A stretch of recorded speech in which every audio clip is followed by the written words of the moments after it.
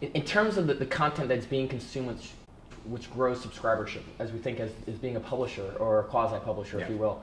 What are the best doing? How are they thinking about creating it? Because the concern I have is they're creating with the mindset of what they want to tell the world, as opposed to the notion of giving first. Hey, here's what I know you need. Let me build a relationship with you and give you something first before I ask you to consume content around who we are and why we are so great at what we do. Well, I'll give you a quick story to sort of accentuate the point. So I was doing a presentation in Toronto about 9 months ago. Large B2B marketer, one of the largest ones, and we all know what the name would be. And the blog editor comes up to me and she says, Joe, we're really struggling with our blog. And I said, okay, let's break it down. What's going on? Where are you struggling with? And lo and behold, I got to the question, well, how many of your personas are you targeting with that blog? Seriously. And she said, well, technically we have a list of 18 different personas or archetypes that we are trying to target with the blog. And I said, well, you can pay me now because I found your problem.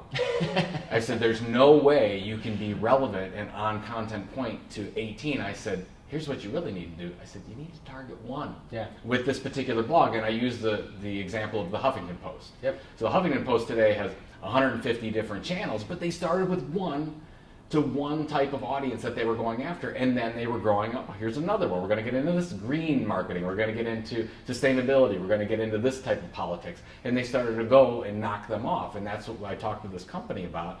You have to do it that way. And the other thing was, as we looked at the content in this particular case, it was almost all bait and switch type content. Oh, here's your problem, and then this is how our product will help. Yeah. We have so much of that content at that point, where if you look at the buyer's journey... And we can smell it, right? We smell it quickly. You can quickly get to it in 2 paragraphs, then you see they're going to lead you into just like, buy now, call now, right? Well, here's what I talked about this morning. It's okay to sell, but you have to build the value first. You have to build the relationship there. So what we see in most situations, and I use this morning like Copyblogger Media, they have over 200,000 subscribers, B2B software as a service company.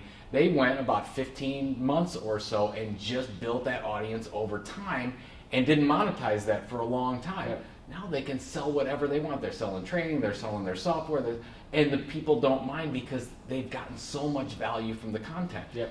And most B2B companies just don't get there.